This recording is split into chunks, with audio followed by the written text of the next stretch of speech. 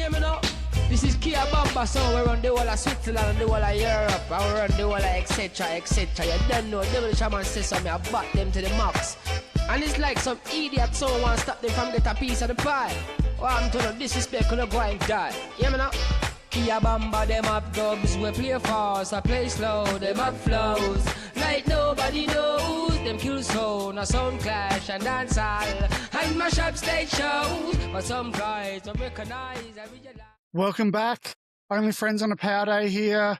We are back after a slight break over the Christmas cheery season. And what better time to get into it before we have the Winter Olympics rolling around.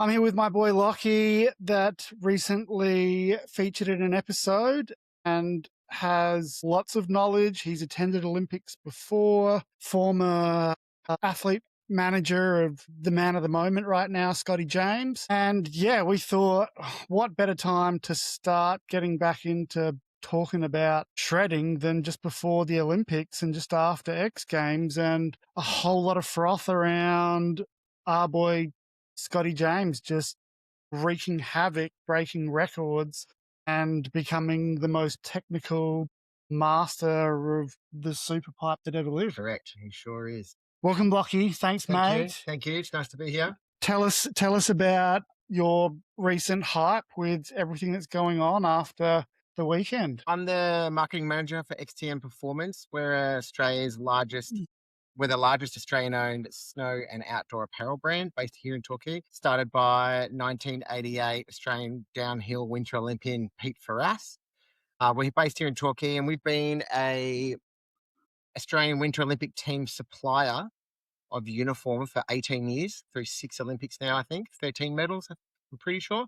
So we're heavily connected to the Australian Olympic Committee, the Olympic Winter Institute of Australia, which is the winter governing body of our Australian Winter Olympic athletes. And we work closely with them. We provide the Australian Winter Olympic team with gloves, base layers, socks, and part of luggage and accessories. So we work closely with them, with all the Australian winter athletes across all sports, to develop gloves with them, base layers, and provide them with what they need going forward. So exciting job this time of a 4-year cycle.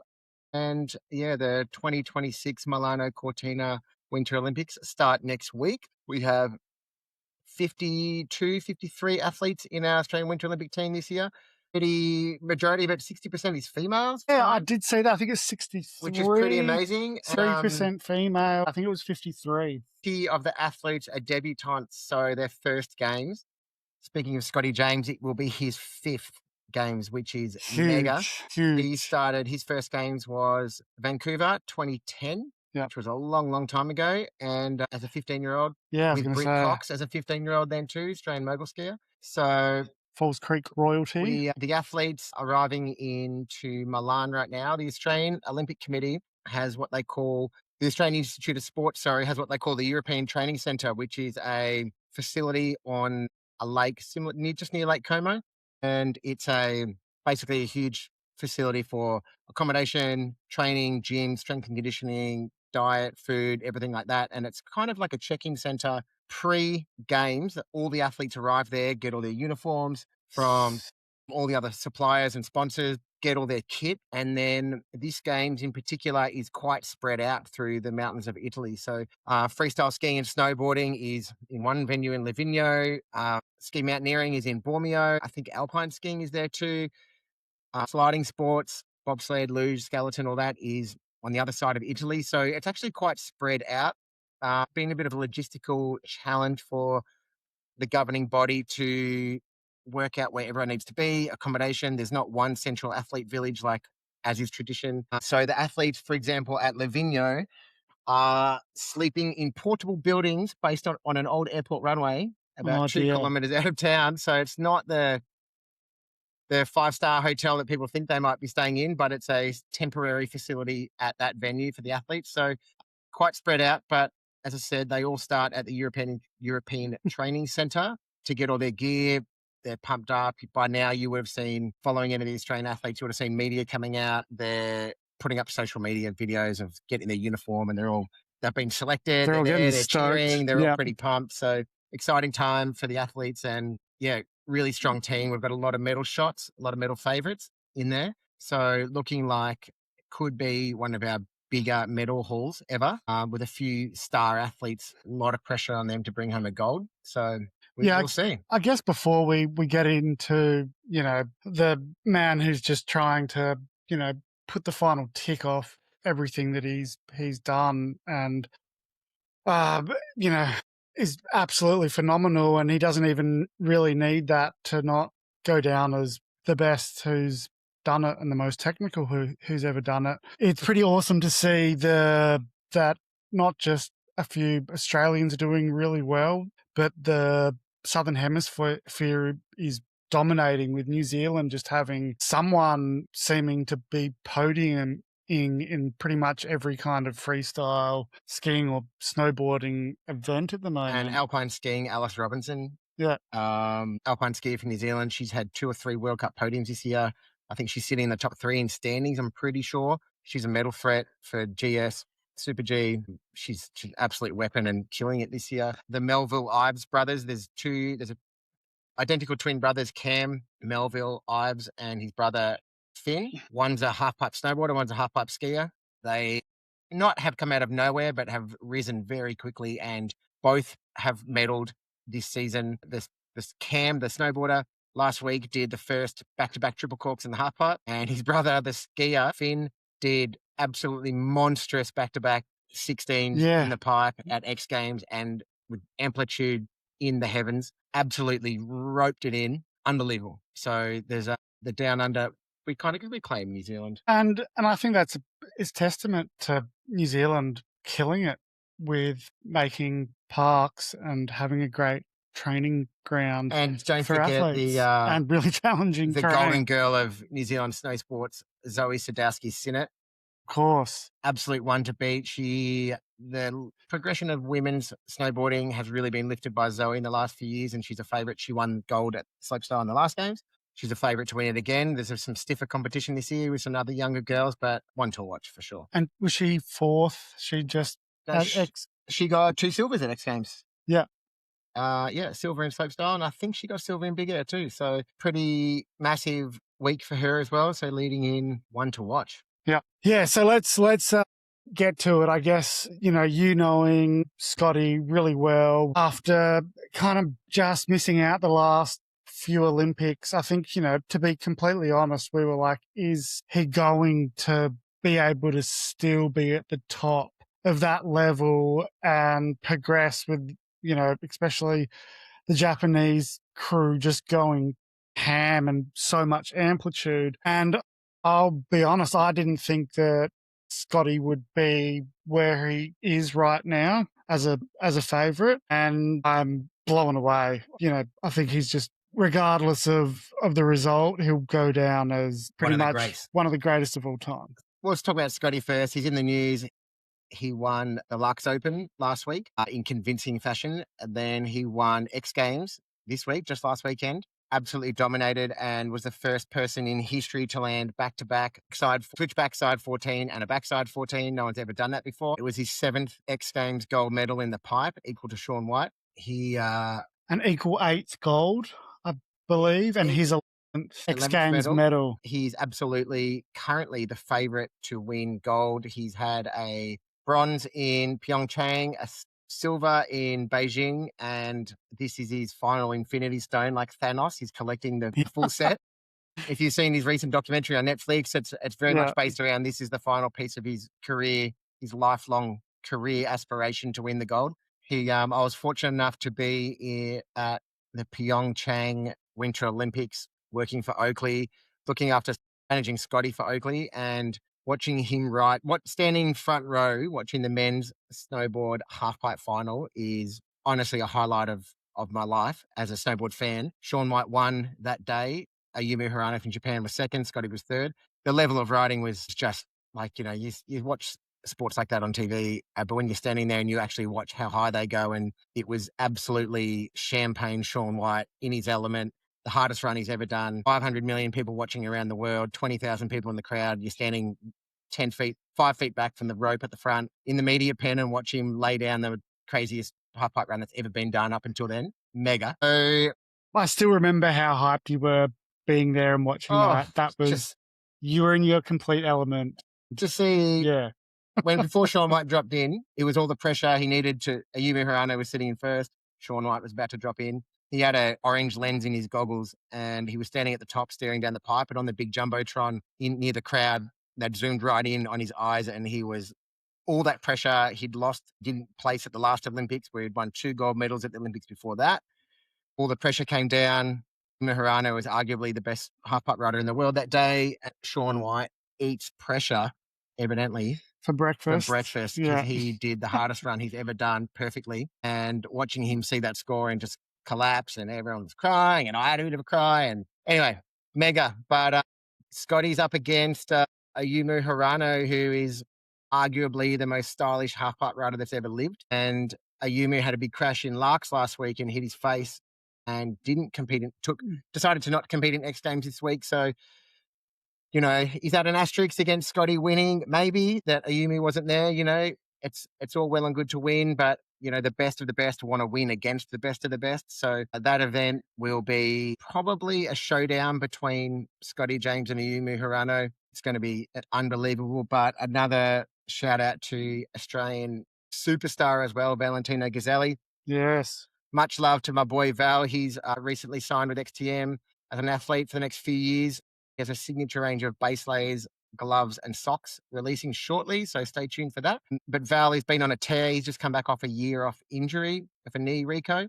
He's had a couple of podiums and won a World Cup in the lead up to the Olympics. He was going to be competing in all 3 slopestyle, big air and halfpipe, but now she's just focusing on halfpipe. So Val's one to watch. He's going to put it all on the line. He's 20. He's hungry. He's been riding and grown up watching Scotty and Ayumu and Sean White, the best of the best, and he's hungry for it. And the leopard, he's got the drives. You know, he's best man on the day.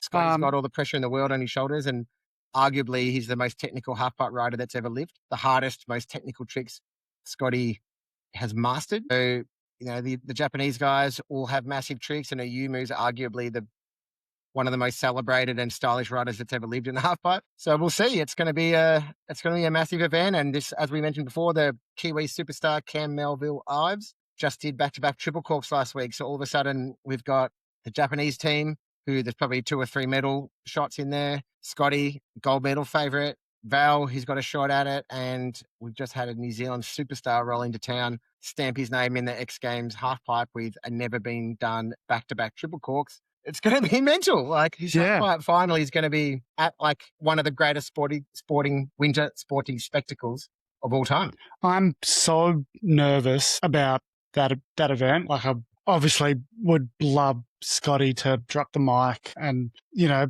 ride off into the sunset as he deserves, but I'm so nervous about it. And Val, you know, I've talked to Val a little bit. I was trying to get him onto the potty after I realized he was on your team, and he's a funny, awesome kid. He is just all go, and he's the future. I've got no doubt that if he decides that he's going to dedicate himself to pipe, he's going to be right up there, and it's his era that is next. For sure. It's that event, men's snowboard halfpipe final, is going to be ludicrous, and an event to watch. Scotty's either going to be the fairy tale, Scotty's lifelong ambition and dream comes true, or it'll be the upset of the century. And either way, it's going to be an unbelievable event. So, you know, we've got Scotty and Valentino in there with a shot.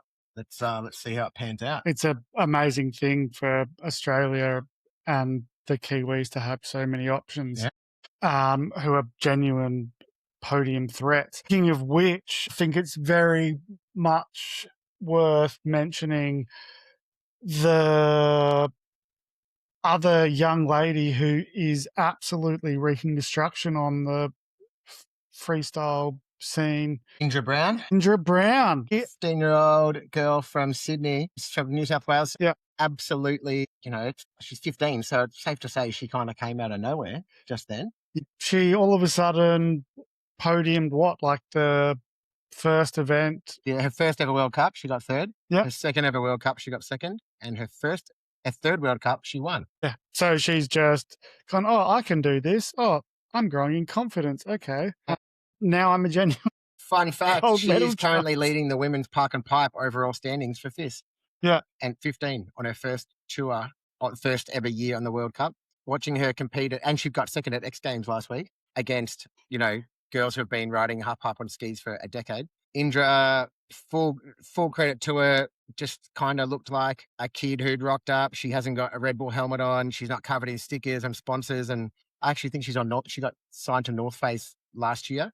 But She's still sponsored by Rhythm Snow Sports in Australia, which, means that they're a shop. Yeah. So this girl was standing under lights at halfpipe, surrounded by girls in Red Bull and Monster helmets, and dropped into the pipe and did 900s better than all but one, and got second place at her first ever X Games, which is, we haven't had, I can't even think of a female free skier who's had that much success in such a short amount of time ever from Australia. No. Like Anna Segal, she's for a different era, so that kind of doesn't count. Yeah, I guess Anna would be the only one that has had similar success. And as when I talked to Anna, she said she didn't get it till later because she was working really hard, especially not at 15. So that's probably our most exciting female free skier ever. I think there's something to be said for getting second place at your first ever X Games at 15 on an Olympic year. And X Games is the Super Bowl to all winter freestyle athletes. She's currently leading the overall standings in the World Cup, and she's basically the second best, if not first ranked female free skier in the world right now. And let's also just acknowledge, if she was from like America or Canada or maybe even like England or somewhere, she would be getting way more recognition. She's well and truly, she's the youngest athlete in the Australian team going to the games. So she's well and truly got the attention of the Australian Olympic Committee, the Olympic Winter Institute of Australia, and the media. Channel 9 are all over it. She's a darling story of this, just, I wouldn't say innocent, but just this young girl who just loves skiing, who's really actually made it to the top in her first year on tour. Yeah. And she's a medal. She's in the shop for a medal. So yeah, I think if she does go ahead and get a medal, she's going to completely blow up and not what I'm calling it. I'm calling it now. Post games, by June, she'll have a Red Bull helmet. Yeah, I'm calling it. A brand like Red Bull or Monster or someone, seeing a girl that young and talented, won't pass up an opportunity to align with that. That won't last long. And she seems so pure and nice and genuine and lovely. You know what? Just a really great female athlete story from a young girl. Teenager. She's not 22. She hasn't been on tour for 5 years to earn it. She skyrocketed up the rankings in 5 months. And let's just, it's going to be another episode that we talk about this with some other kids who've been through it. It is extremely hard to do the freestyle scene, especially if we don't even have a half pipe.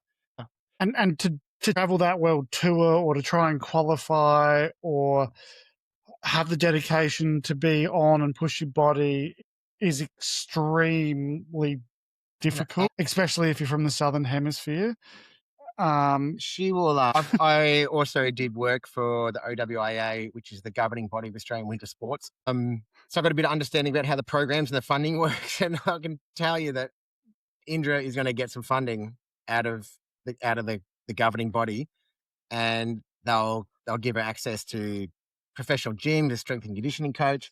As she develops into a stronger athlete and gets a bit older and bigger, it'll be incredible. It'll be incredible journey to watch. I think that's exactly right. If you show that kind of talent when you're 15 and your core strength is going to grow and you'll get so much more powerful and everything as you get older. And if you're showing that kind of talent, are just going to jump in leaps and in bounds, especially if, you've got the right,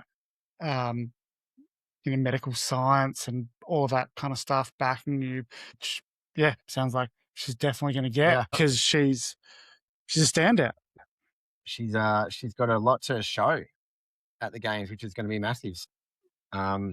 Keen to, Australia's going to get behind her. What a story for the media to pump up. And I think she's going to feel some pressure sooner or later with the whole country watching her. She's going to be on Channel 9, and Channel 9, the broadcast partner, they'll be pumping a profile piece of her. It'll be a big one. She's too young and naive to get swept up by this Olympics. It's funny you say but that. I reckon the next one will be more difficult. Yeah.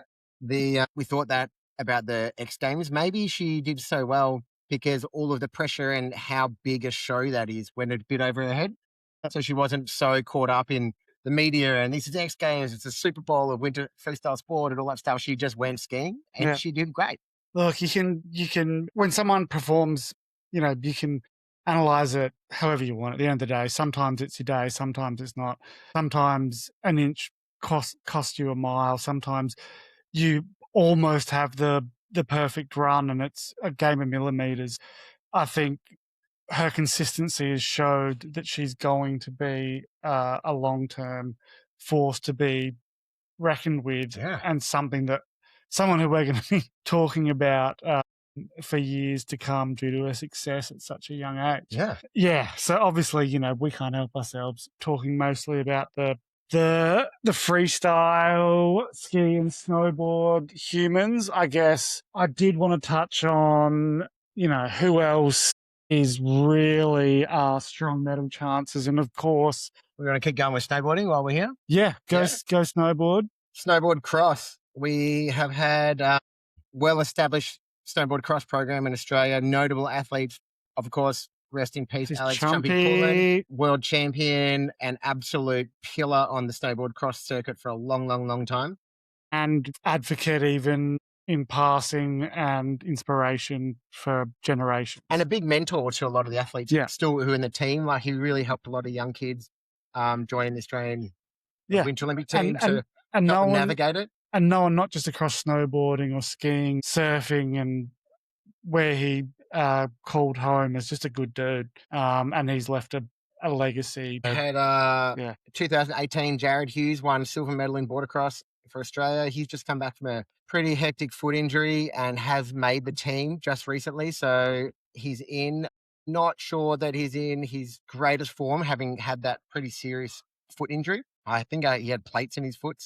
But he won X Games gold years ago. And the last year that border cross was in X Games, he unexpectedly won it, but fully deservingly so.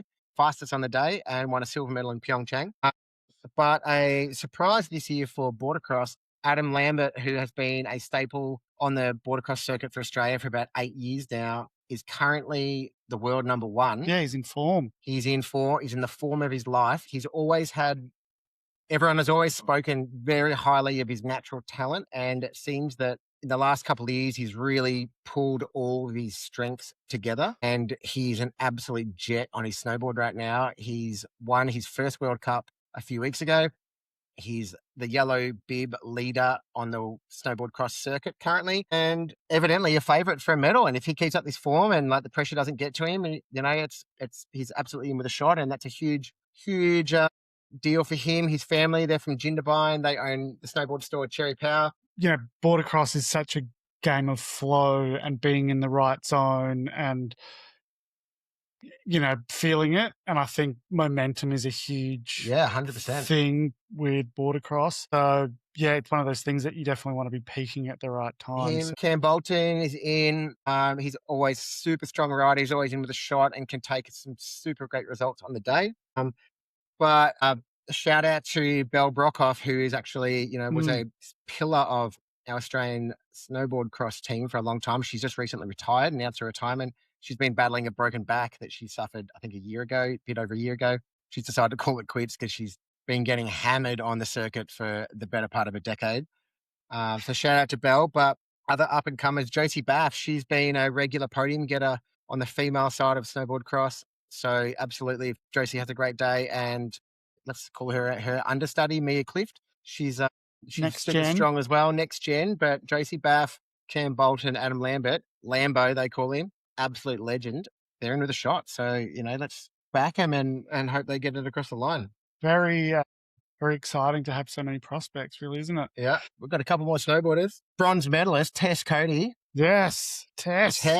Tess is back. Back She's from had an injury. She's Yeah. back. She's back. She's been riding again. She was 4th at X Games, I think. Yeah, she was. She got 4th. That's who I got fourth in float. confused with Zoe. Sorry, Zoe. Yep. Yes. Tess got 4th. Yes. She's riding pretty strong. She's got it in her. She won bronze in Beijing at the last games in slopestyle. Absolutely, that changed the trajectory of her career. So 4th would have given her a lot of confidence coming back from an injury. I think she's probably, with Olympics just ahead, just staying slightly inside of herself. So that's going to give her the world of confidence to go. She's skipped a couple of events this year, I think, to make sure she's peaking. She's peaking at the right time, not risk any injury. You know, the competition season leading into the games, not everyone's at every event. Obviously, everyone's trying to take breaks where they can and not fizz out, get injured, that sort of thing. Everyone's shooting for the games. So. And that's what scares me with the golden boy. Is just like, it's been a few Olympics now where he's just like coming in. You're like, oh, he's the favourite. He's going to win, and that's why I said earlier, I'm so nervous that like we're going to be saying like he did fantastic and second is a great result. When we all want to say that he friggin' deserves a gold and nothing less. Yeah. But then if he doesn't get it, then it's okay. Also, shout out to our slopestyle team is all girls this year. So shout out to Ali Hickman and Mella Stalker as well. Young up-and-coming girls. Ali Hickman has made a really good name for herself on the World Cup scene in slopestyle and big air. And Mella Stalker has been doing really, really well as well. So they've both made it to compete for Australia. You know, we've got strong representation out there, but the girls are holding it down for snowboard slopestyle for us. Yeah. There was a lot of Aussie athletes really chasing that last minute. There was a bit of heartache recently for some of the boys, young guys chasing an Olympic spot. And the way qualification worked, qualifying for Olympic spot, you've got to have an X amount of points from the World Cup circuit to qualify to ride in a spot given to Australia. And if you don't have enough points, you don't get the spots. You don't just get to be a top 4 and then make it and compete for the country. You actually have to qualify with points. Yeah, and therefore travel halfway around the world in a few months over and over with no income and pay to live and shred and not get much support and somehow make it work. The boys have been getting a bit peeled. They've just been sending it and maybe a few tumbles here and there. But, you know, a couple of those boys, Josh Robertson, Han and Jesse Parkinson, shout out to those boys. They've been kicking ass. They're riding really, really well. Unfortunately, didn't qualify. The girls are going to hold it down for us. Yeah, and as I said, it's a game of millimeters. Sometimes it's your day, sometimes it's not. It's the girls' day, and they'll take that momentum, and there'll be another day for the boys. And it's, as I said, it's not easy and it's hard work, and it's not just the hard work; it's the financial burden as well. And it's amazing that anyone gets to that level and can represent us on the world stage. Yeah. Any more snowboarders of? They're our standouts. Yep. For now, well, shout out to something. I just want to talk about another sporting event that seems completely abstract to an Australian is bobsleigh. We have Jamaica. We have 4 athletes competing in bobsleigh at the Olympics, 4 girls, and one of them, Bree Walker, bobsled Bree, XTM athlete. She's the favourite. Probably the favourite for the gold medal. She win in Calgary recently? She won, She just recently won a World Cup. She's sitting number 2. She's very fast. She's a very good driver of the bobsleigh. She competes in monobob, so she pushes and drives herself in a smaller sled, but she's solo. She's got a shot. She's number 2 in the world right now by a fraction. She's an absolute medal favourite. She could win on a good day, and she's an ex-sprinter from Cairns and has started her career. Very cool runnings here. Yeah. She started her career. She got a tryout for the Australian bobsled team. There was basically after she fell over in the running camp. Yeah, it was like for her to compete, and she did a lot of it on her own back, on her own money, coaches, sleds, competing in Europe and all that. And as the results poured in, she got more and more support from the governing body in Australia. And now she's been winning World Cups around Europe and around the world. And she was once an athlete trying to make it. Now she's got agents, she's got sponsorship, she's got Seiko watches jumped on board with her. She's got corporate real estate sponsors. And she's probably way more famous in Europe than in Australia. All breeds come from, a dream, I'm going to make it, to a fully endorsed, high-level World Cup winning athlete. And she's a medal favourite. So shout out to Bree. She's a good friend of mine. And Bree. I can't wait to watch her sprint pushing that goddamn sled like an absolute beast that she is, and take a medal, because she can do it. And she's got all the passion. She's ready to roll. She's an animal, and she could do it. And under her, there's two other girls, Desi Johnson and Sarah Blizzard. Great surname, Blizzard. They're a two-man, two-woman team. They're both ex-sprinters as well, and they've both qualified for their first games, which is massive. And we have one other girl, Kiara Redding Gears.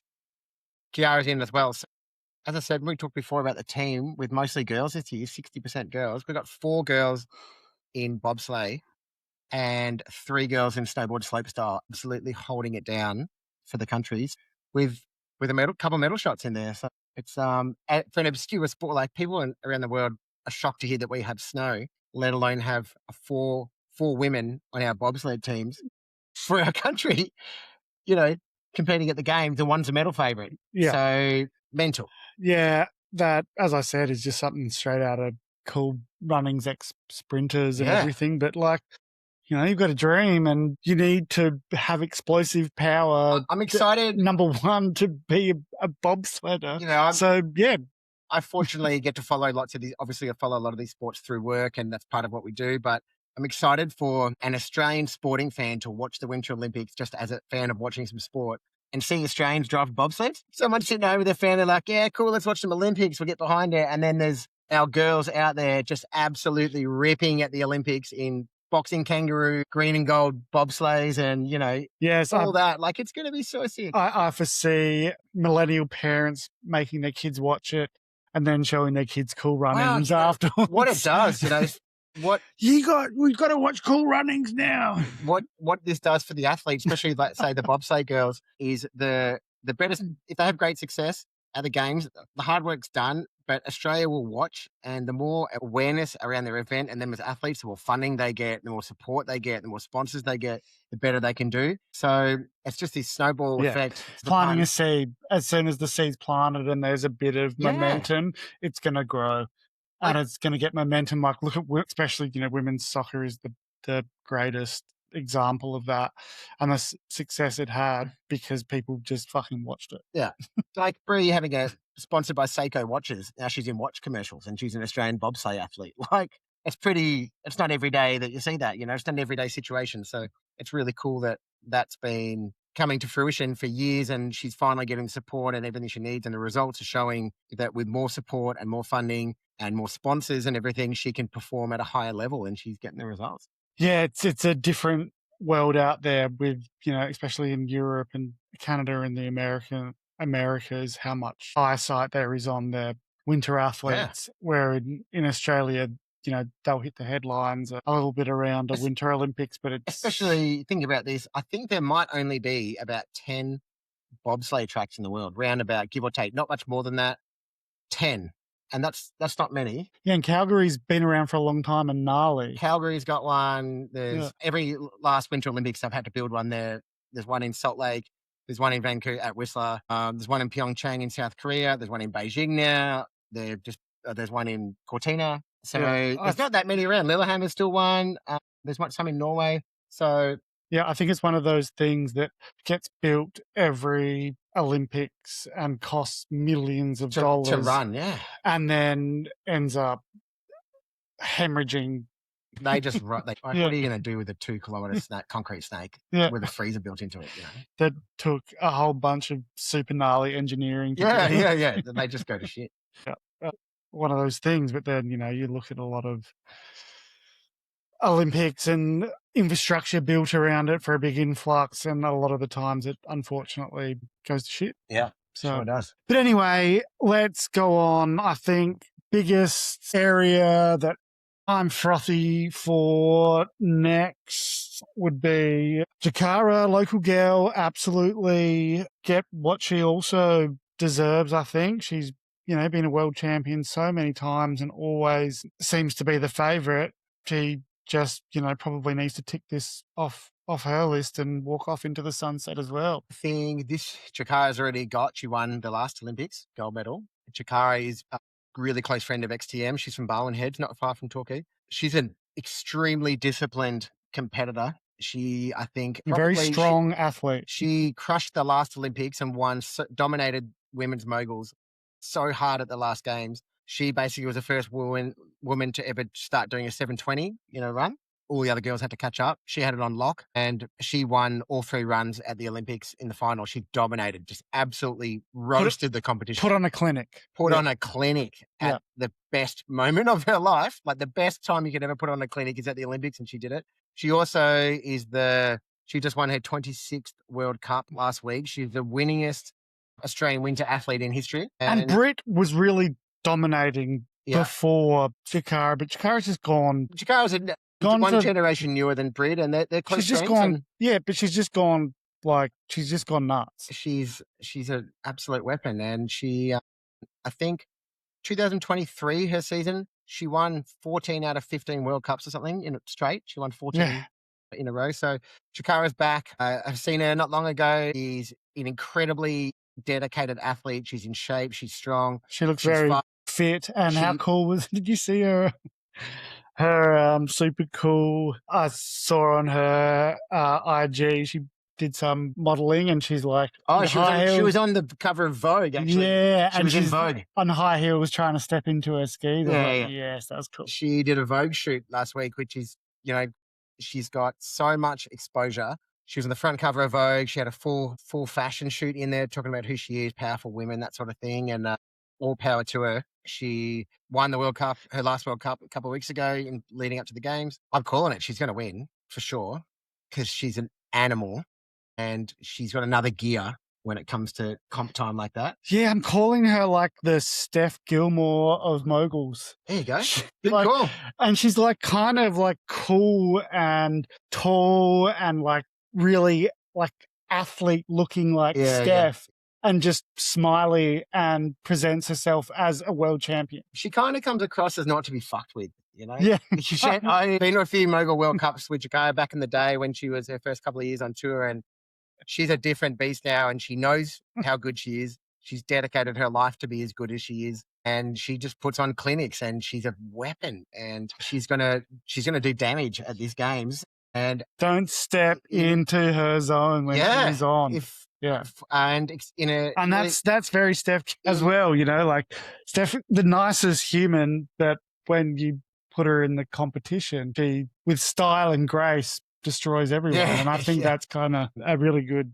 Jakara, in exciting news for this games, is the first time dual moguls has been in the Olympics. Yes. So if you're not aware at home, dual mogul skiing is one run based on speed, technicality, style, that sort of thing, execution. Dual moguls is a new event at the Games. It's been in the World Cup for a long time. It's two mogul skiers going together at the same time, judged for speed, style, technicality, execution, that sort of thing, but basically racing against each other as well. So it's not as simple as you're across the line, that you get through the bottom first, you win. But what it does bring is a sense of urgency to the athlete to actually get to the bottom as fast as they can while still being in control. And what this causes, having seen this firsthand on the World Cup, is mayhem because the urgency gets them to ski faster, which puts them on the edge of control, and there's going to be carnage. And what really exciting this means, Jakara, her event, women's mogul final, is one night. A couple of nights later, women duals moguls is on. So if she wins the first one, the singles, she's going to come in as the 2-time Olympic champion, hungry for a third, and then starts mogul racing for the first time ever at the Olympics with nothing to lose. So that is going to be an out-of-control event. While we're talking about it, dual moguls for men is the most reckless, edge-of-control skiing that you will ever see. Paddy Graham, Pyeongchang silver medalist, is still on tour. He's just had a kid. Cool, and he's going to retire after these games. He's 32. He's been skiing on the World Cup for about 14 or 15 years. Matty Graham, they call him Mogul Matt Graham. He's an absolute missile down the mogul course. When Matty will, what I'm predicting is Matty's going to do well. I hope he podiums in men's singles. If he doesn't, for whatever reason, he's going to go into duels with the mindset, it's all or nothing. He's going to go full throttle. My last Olympics, probably his last year in competition, and he's going to give it everything. And when you watch the men ski the mogul course together racing, it is mind-blowing. So shout out to Matty. He's a really good guy, good friend of mine, and I hope he has a fairy tale at the end here. Just something to say. He's also been peaking at the right time. He has, and I feel bad for him in a way because in Matty's skiing career, he's been skiing in the same era as Mikhail Kingsbury, who just won his 100th World Cup moguls competition not long ago. The winningest winter athlete in history, I think. Another fucking Kelly Slater. Anyone, like he's won 100 World Cups and 2 or 3 Olympic gold medals. Mikhail Kingsbury, it's like Michael Schumacher was the best for 15 years and you started the same day as him and then you both retired at the same time and every single day you went out there, Mikhail Kingsbury's there for Matty. Likely just fuck off on a Hollywood showdown, and it's going to be amazing. So Matty, there's a couple other boys, Cooper Woods, and a couple of other guys in the team. I wish them all the best, but Matty's he's strong. He's one of the most jacked, strong, fit athletes I've ever known, and he's going to go. He's got a wife and daughter at home. He's going to put it all on the line. He's going to go fast. And it's going to be good to watch. Yeah. And it's so hard. Guys just want these people to have their freaking fairy tale finish who deserve it. So all the best, Matty. We're rooting for you, mate. And you've been in form and just take that momentum and fuck him. Matty, you're an elder statesman of the team, mate. Just I'm looking forward to seeing your face at the top of that course in finals. And just watching you go for it makes what you ski in person. It is mind-blowing how technical and fast you are. A pair of skis through a mogul course, and I can't wait to watch. Yes, we would love nothing more than success for Matty, Shikara. For all of them, for sure. For all of them, but yes, to see you guys on the podium anywhere, and especially gold. When an athlete's it's probably their last games and their last year or tour on the World Cup circuit, you always want someone to end on a fairy tale. Yeah. But yeah, you guys have earned it, and we wish you the absolute best. What else? Aerials. We've got a lot of aerials. Australia has a rich history in aerials. It's one of the most well-funded winter programs, if not the most well-funded winter program in Australia. And less recognised by the public. Probably by the public, but we're talking Jackie Cooper, Elisa Camplin, who's currently the chef de mission of the Australian Winter Olympic team. She's gold medalist. Lydia Lasselar, gold medalist. David Morris, silver medalist from all, different. We've had our most success. We've had obscene amount of success in aerial skiing, and we have. To be a smart ass, like who's the Aussie who won the medal in the ice skating? Bradbury. Yes. So we've had so much success in aerials, but the guy who won when other people fell, Bradbury, is way more famous. Yeah, he is. What the fuck? But we've got a rich history in aerials. It's a very well-funded and supported program by the governing body in Australia because of Jackie Cooper, Lisa Camplin, Lydia Lasselar laying the foundations. David Morris won a silver medal at Sochi, I believe it was. It was Sochi. And now we've got 2 medal hopes, Danielle Scott, Laura Peel, both World Cup medalists, both won Crystal Globes, overall World Cup Globes. They're both in with a shot. They've both been having a good season. They've both won some World Cups this season. And just under them is Abby Wilcox and Ailey Frigo, coming up to, I think, their second games for those girls. But Laura and Danny are holding it down. We actually just did a special glove for the aerial girls for the Olympics. We made them a custom glove. It's a white glove with about 150 diamantes sewn into it. Sick. And when you do the horns like this with the fingers out, the diamantes run out the fingers. So because the girls' aerial final is at night, so under lights, those gloves are going to be sparkling. And they kind of do this with their hands. Danny's a rock chick, so she's going to be dropping horns and shuckers while she's up there getting ready. Yeah, doing triple backflip, triple twist. So praying with the horns in hand, sparkly hands. We've got a shot, and Australia. A lot of people remember Australian sports fans remember when Elisa Camplin, blonde hair, blue eyes, big smile, super innocent back in the day. She won that gold medal and was just ecstatic, and she was the golden girl of Australia. We've got more than just her as medal favourites. So we're going in with a strong team. They're all fit, and I wish them all the best. I think it might be Danny and Laura's. It'll be their last Olympics, I think. But there's a bit of a changing of the guard happening. But they're into the shot to put it down. So I guess shout out to, again, 4 girls. We've got 1 guy in aerials, but 4 more girls. We've got a lot of girls in the team. I guess for probably the driest continent on Earth with 90 friggin' % bloody desert, to have 53 athletes representing our country in the Winter Olympics. And as you said, I think 63% of them being female and peaking and being in form and putting in the work Amazing. to, be at the peak of their ability at the right time is But let's call it. awesome. Let's keep your eyes on Indra Brown, 15-year-old. I think she just turned 16, actually. I think I saw something online today. But Indra, rocket ship to stardom, global superstardom right now. She's the talk of the town, the youngest team member in the Australian team going to the games. What looks like the most innocent girl just enjoying skiing is actually a weapon, and is currently ranked number 2 in the world on her first season. She's a shot. Yeah, Back in Indra. I think she, like Scotty James, is by far Australia's biggest winter sports superstar, probably after Tora and Russ Henshaw, I guess. But I have a big feeling. Indra. Yeah. Out of Jindy, going straight to the top, to the podium at the Olympics in 1 season. She's a rocket girl. 15. First year on tour, 3rd place, second competition, 2nd place, 3rd competition, 1st place, second at X Games. She's on the podium at the Olympics. She'll be on a $50 note in 2 years. Red Bull helmet by June. I'm calling it.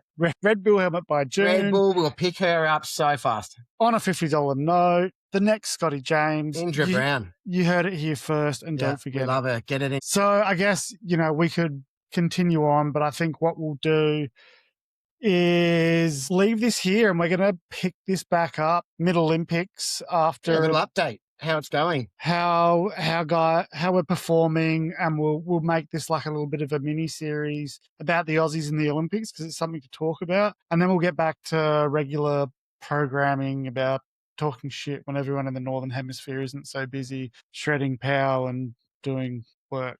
So yes, thank you for listening to us talk shit about the Olympics, and we're excited. Next week it's on. We're back. We will dive a little deeper in the next Olympic chat. Thanks for frothing out, and stay frothy, shred pow, and have fun. You. Chat soon. See you, legends. A long time, them they now, them not just come.